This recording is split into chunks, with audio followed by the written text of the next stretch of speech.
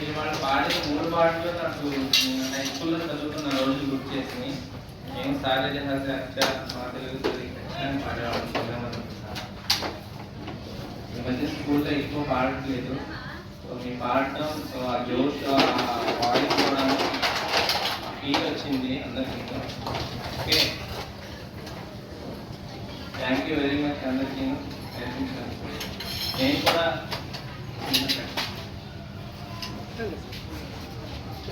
Okay, నాకు కూడా నా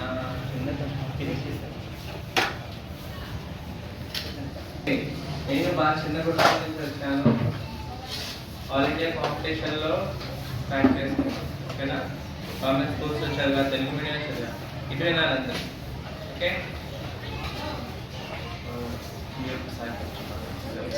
పని చేస్తుంటే ఎందుకు అని ఆలోచించండి. మీరు మ్యాథ్స్ చెప్తారు, టీచర్ అదే సైన్స్ చెప్తారు, ఎందుకు అనే విషయం, ఎందుకు అనే విషయం మీరు ఒకసారి ఆలోచించండి. ఓకేనా, ఇటీవల సర్దార్ వల్లభాయ్ పటేల్ గారి గురించి క్లాస్ చెప్తారు. ఆయన యొక్క గొప్పతనం ఏంటంటే మెయిన్ ఆయన ఐరన్ మ్యాన్ ఆఫ్ ఇండియా అన్నారు. ఐరన్ అంటే తెలుసు కదా, ఇనుము. ఎందుకంటే తెలుసా ఆయన ఐరన్ మ్యాన్ అని? స్పైడర్ మ్యాన్ ఐరన్ మ్యాన్ లాగా అలా అనుకుంటున్నారా? మరి ఎందుకని అంటారండి ఐరన్ మ్యాన్? ఎందుకంటే గుర్తుపెట్టుకోండి, దేశ నిర్మాణం అనేది ఒక భవనం నిర్మించుకున్నాడు. ఓకే, ఒక బిల్డింగ్ ఎలా అయితే నిర్మించుకుంటారో దేశాన్ని అలాగే నిర్మించుకోవాలి. బ్రిటిష్ వాళ్ళు పరిపాలన తర్వాత ముక్కలు అయిపోయిన భారతదేశాన్ని ఒక చోటకి తీసుకొచ్చారు.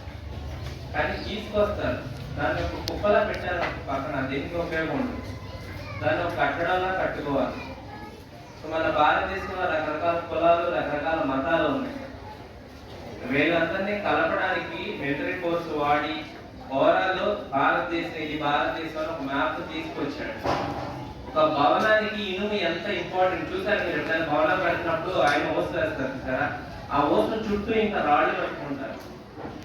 సో ఆయన అనేది చాలా దృఢంగా నిలబడాలి. సో ఆ మనిషి కూడా అప్పుడు అందరినీ కలగలిపేటప్పుడు నిలబడి చుట్టూ రాళ్ళని, మట్టిని, సిమెంట్ని అన్ని కలుపుకున్నట్టుగా ఆ భవనాన్ని పట్టుకుంటూ ముందుకెళ్ళాడు.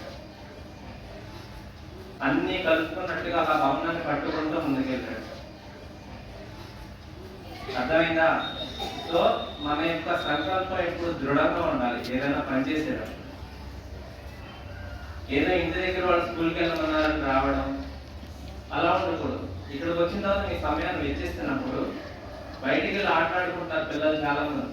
మీరు స్కూల్కి వస్తారంటే మీకు చాలా గ్రేట్. మీ పేరెంట్స్ ఎంతో మీకోసం సాక్రిఫైస్ చేస్తారు.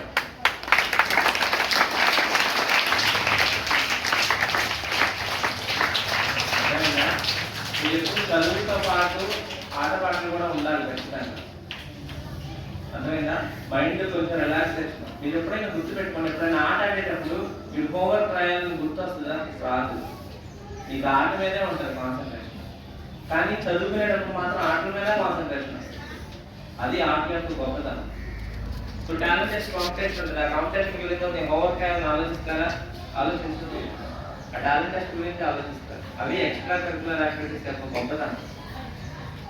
రెండు బ్యాలెన్స్గా ఉండాలి, ఏది అడ్డు అవ్వకూడదు జీవితంలో. అర్థమవుతుందా? వాళ్ళు ఎక్కువ టైం లేదు, మామూలుగా నేను కొంచెం టైం స్పెండ్ చేస్తాను. మీ అందరికీ చిన్నప్పటి నుంచి నేను నాకు ఎవరు చెప్పకుండా కూడా నేను అవి నా బాడీలో పార్ట్స్గా ఒక 3 పదాలు పెట్టుకున్నాను. మీరు కూడా ఆ 3 పదాలని వాడుతూ ఉండండి జీవితంలో. ఖచ్చితంగా మీకు మంచి కమ్యూనికేషన్ వస్తుంది, మాట్లాడటం బాగా వస్తుంది, నలుగురిలో గౌరవం మీరు వెళ్తే ఆటోమేటిక్గా మిమ్మల్ని రికగ్నైజ్ చేయడం వస్తుంది. మీకు 3 మాటలు చెప్తాను ప్రతిసారి మీ జీవితంలో. ఇంకా చనిపోయేంత వరకు మీరు అది 3 మాటలు మర్చిపోకూడదు. ఓకేనా? ప్లీజ్ చెప్పండి అందరూ. ప్లీజ్. ఏదైనా అడిగేటప్పుడు ఫస్ట్ ప్లీజ్ అని అడగండి. ప్లీజ్ కొంచెం పెన్సిల్ ఇవ్వవా, ప్లీజ్ కొంచెం వాటర్ ఇవ్వవా, ప్లీజ్.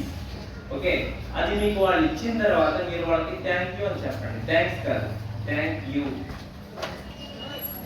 అర్థమైందా? ఏం చెప్తారు? Thank you. ఓకే, ఎప్పుడైనా మీ వల్ల చిన్న తప్పు జరిగినా పక్కన వాళ్ళని దాటిచ్చినా ఇలా కొట్టుకుంటే వెళ్ళిపోవడం కాదు. ఓకే, బై మిస్టేక్ తగిన సారీ.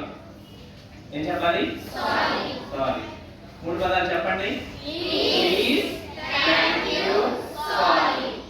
ఈ 3 పదాలు అలవర్చుకోండి.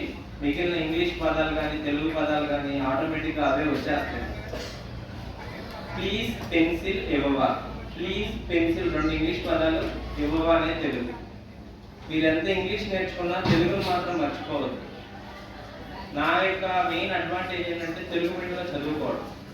ఎందుకంటే చిన్నప్పటి నుంచి నా చుట్టూ అందరికీ ఒకసారి గట్టిగా చెప్పండి.